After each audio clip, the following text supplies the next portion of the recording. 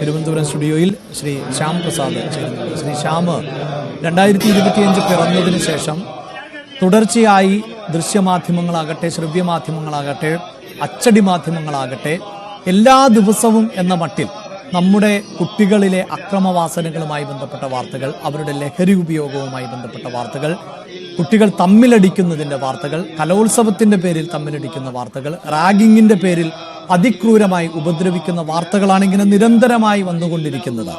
നമ്മുടെ ഭരണകൂടവും അല്ലെങ്കിൽ വിദ്യാഭ്യാസ വകുപ്പുമൊക്കെ ഈ വിഷയത്തെ ഗൗരവത്തോടുകൂടി സമീപിക്കേണ്ട, എന്താണ് നടക്കുന്നത് എന്ന് തിരിച്ചറിഞ്ഞുകൊണ്ട് അതിനൊരു പ്രതിവിധി കണ്ടെത്തേണ്ട സമയം അതിക്രമിക്കുകയാണ്.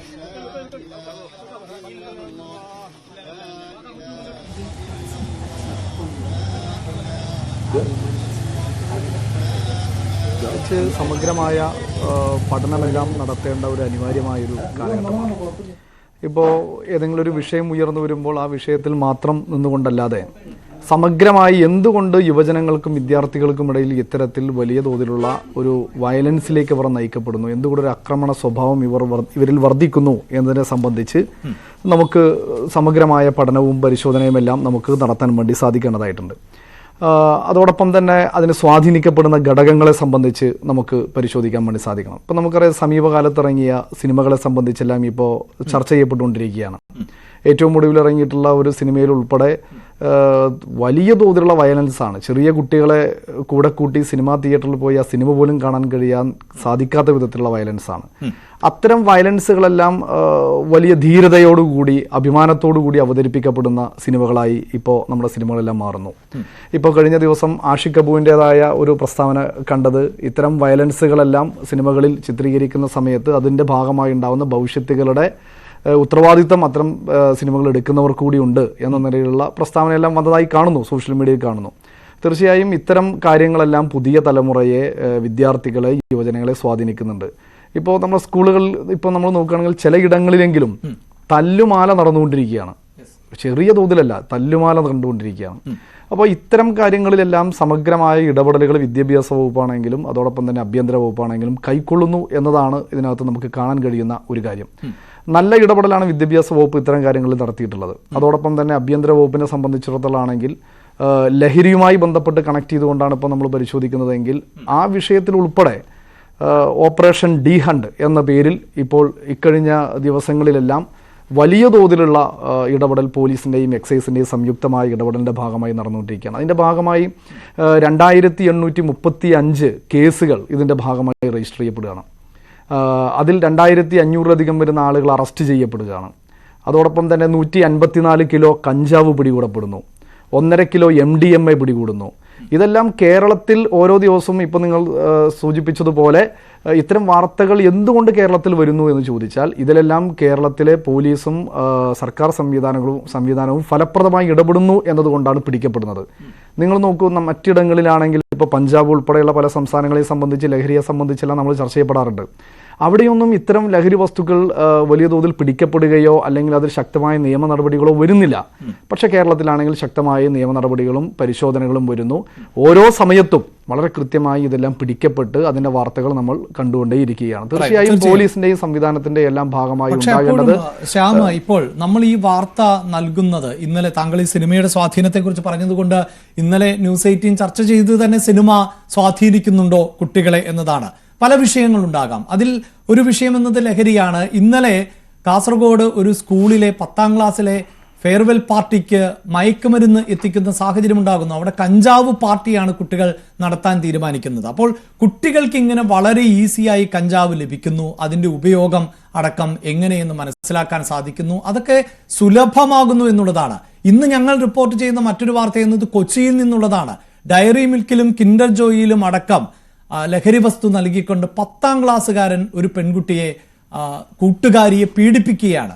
ആ 10ാം ക്ലാസ്സുകാരൻ അത് ഉപയോഗിക്കുന്നതിൻ്റെ ദൃശ്യങ്ങളടക്കം സോഷ്യൽ മീഡിയയിൽ പുറത്തു വരുന്ന സാഹചര്യമാണ് ഉണ്ടാകുന്നത്. അപ്പോൾ ലഹരിയുടെ ലഭ്യത അത്രമേൽ വർദ്ധിക്കുന്നു എന്നത് വലിയ വിപത്തായി കാണേണ്ട ഒന്നല്ലേ?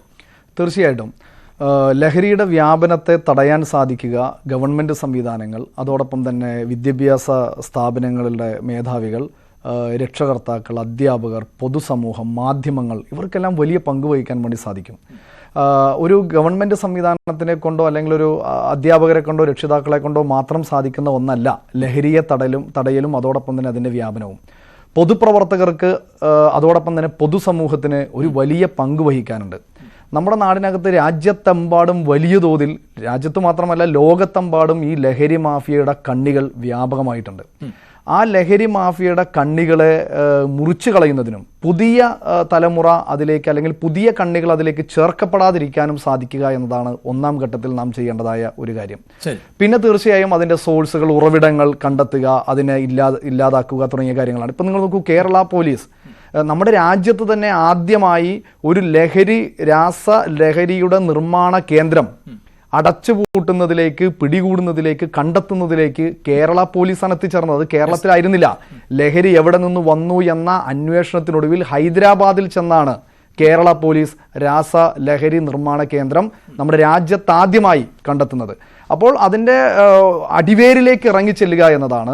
ആ സൂക്ഷ്മതലത്തിലേക്ക് ഇറങ്ങിച്ചെല്ലൽ ഗവൺമെന്റ് സംവിധാനങ്ങൾ ചെയ്യുന്നതിനോടൊപ്പം തന്നെ പൊതുപ്രവർത്തകരും പൊതുസമൂഹവും വളരെ കൃത്യമായി ജാഗ്രതയോടുകൂടി. അതാണല്ലോ ഇപ്പോൾ താങ്കൾ സൂചിപ്പിച്ചതുപോലെ കേരള പോലീസിന്റെ പ്രവർത്തനങ്ങൾ, അത് ശ്ലാഘനീയമായ പ്രവർത്തനങ്ങളെ അങ്ങനെ തന്നെയാണ് നോക്കിക്കാണുന്നത്. ഇത് ഇപ്പോൾ താങ്കൾ പഞ്ചാബിനെ ഒരു ഉദാഹരണമായി പറഞ്ഞതുകൊണ്ടാണ് കേരളത്തിൽ കഴിഞ്ഞ ദിവസങ്ങളിൽ ചർച്ച ചെയ്യപ്പെട്ട ഒരു വാർത്ത എന്നത് മറ്റൊരു സംസ്ഥാനത്ത് ലവ് ജിഹാദ് ആരോപിച്ചുകൊണ്ട് രണ്ടുപേർ ആ നാട് വിട്ടു പോകേണ്ടി വരുന്നു. അവർക്ക് കേരളം അഭയം നൽകുമ്പോൾ നമ്മൾ അഭിമാനത്തോടെ പറയുന്നു ഇത് കേരളമാണ് സാർ എന്ന്. അതാണല്ലോ ഈ വിഷയത്തിൽ നമുക്ക് പറയേണ്ടി വരുന്നത്. ചില വിഷയങ്ങളിൽ മാത്രം കേരളത്തെ ഉയർത്തി കാണിക്കുകയും അഭിമാനകരം എന്ന് പറയുകയും ചെയ്യുമ്പോൾ മറ്റ് സംസ്ഥാനങ്ങളിൽ നിന്നടക്കം കേരളത്തിലേക്ക് ഇത്തരം ലഹരി വസ്തുക്കൾ എത്തുന്നുണ്ട് എങ്കിൽ, മറ്റ് സംസ്ഥാനങ്ങളിൽ നിന്ന് അപ്പുറത്ത് നമ്മൾ വിദ്യാഭ്യാസ മേഖലയിൽ മുന്നിലാണ് എന്ന് പറയുമ്പോൾ ഈ കുട്ടി ക്രിമിനലുകളെ തടയുന്നതിലും നമ്മൾ മാതൃകയാകേണ്ടതുണ്ട്. അവിടെ നമ്മുടെ സംഘടനകൾക്ക്, യുവജന സംഘടനകൾക്ക്, വിദ്യാർത്ഥി സംഘടനകൾക്കൊക്കെ ഇപ്പോൾ മൗനം തുടരേണ്ട ഒരു ഗതികേടുണ്ടോ ശ്രീശാം? വിദ്യാർത്ഥി സംഘടനകൾ ഒരു വളരെ ശക്തമായ നിലപാടെടുത്തുകൊണ്ട് മുന്നോട്ട് വരേണ്ട ഒരു സമയമാണ്. നല്ല ക്യാമ്പയിനുകൾക്ക് വിദ്യാർത്ഥികളും രക്ഷിതാക്കളും അധ്യാപകരും ഒരുമിച്ച് നിന്നുകൊണ്ട് നല്ല ശക്തമായ ഇടപെടൽ നമുക്ക് സംഘടിപ്പിക്കാൻ വേണ്ടി സാധിക്കണം. സ്കൂളുകളിൽ വിശേഷിച്ചും, മുമ്പ് കോളേജുകളിലാണ് ലഹരി ഉപയോഗത്തെ സംബന്ധിച്ചെല്ലാം ചർച്ച ചെയ്യപ്പെട്ടിരുന്നത്. പക്ഷേ ഇന്ന് സ്കൂളുകളിലേക്ക് വരെ എത്തിച്ചേർന്നിരിക്കുന്നു എന്നതാണ് വാർത്തകൾ സൂചിപ്പിക്കുന്നത്. തീർച്ചയായും വിദ്യാർത്ഥികളും രക്ഷിതാക്കളും വിദ്യാർത്ഥി സംഘടനകളും അവരുകൊണ്ട് മാത്രം അവസാനിക്കുന്നില്ല. യുവജന സംഘടനകൾ, പൊതുസമൂഹം ഒന്നാകെ ഈ ലഹരിയുടെ വിപത്തിനെതിരെ ശക്തമായി രംഗത്തിറങ്ങേണ്ടതായിട്ടുണ്ട്. നിങ്ങൾ നോക്കൂ, പിന്നെ നമ്മുടെ ഗവൺമെൻറ് സംവിധാനങ്ങൾ വളരെ ഫലപ്രദമായി ഇടപെടുന്നുണ്ട്. അതുകൊണ്ട് പലതും പിടിക്കപ്പെടുന്നുണ്ട്. പിടിക്കപ്പെടാതെ പോകുന്ന ലഹരിയും അതിൻ്റെ കണക്കുകളും പരിശോധനയ്ക്ക് വിധേയമാക്കേണ്ട ഒന്ന് തന്നെയാണ്. ധാരാളം വരുന്നുണ്ടായിരിക്കും, അതിൽ പിടിക്കപ്പെടുന്നു എന്നത് തന്നെയാണ് ഏറ്റവും പ്രധാനപ്പെട്ട കാര്യം. ഇപ്പോൾ പിന്നെ വിവിധ സംസ്ഥാനങ്ങളിൽ ഇത് പിടിക്കപ്പെടുന്നതിനെ സംബന്ധിക്കുന്ന കണക്കുകളെല്ലാം ലഭ്യമാണ്. അത് പിടിക്കപ്പെടുന്നതും അതിൻ്റെ പുറകിൽ ഗവൺമെൻറ് സംവിധാനവും അന്വേഷണ സംവിധാനവും ഫലപ്രദമായി ഇടപെടുന്നുണ്ട്. അതിനോടൊപ്പം തന്നെ നമ്മൾ പൊതുസമൂഹവും വളരെ ജാഗ്രതയോടുകൂടി നമ്മൾ ഒറ്റക്കെട്ടായി, ഇതിനകത്ത് രാഷ്ട്രീയമല്ല, ഇതിനകത്ത് മതസംഘടനകളും മതസാമുദായിക സംഘടനകളും രാഷ്ട്രീയ സംഘടനകളും വിദ്യാർത്ഥി യുവജന സംഘടനകളും രക്ഷിതാക്കളും അധ്യാപകരും പൊതുസമൂഹവും ആകെ ഒറ്റക്കെട്ടായി ഈ ലഹരി എന്ന വിപത്തിനെതിരെ രാജ്യത്തെമ്പാടും അണിനിരക്കേണ്ട ഒരു സമയമാണ്. തീർച്ചയായും കേരളത്തിൽ അതിലൊരു നല്ല മാതൃക നമുക്ക് തീർക്കാൻ വേണ്ടി കഴിയും. അതാണ് കേരളത്തിന് ഈ രാജ്യത്തിന് മുമ്പിൽ അവതരിപ്പിക്കുന്നത്.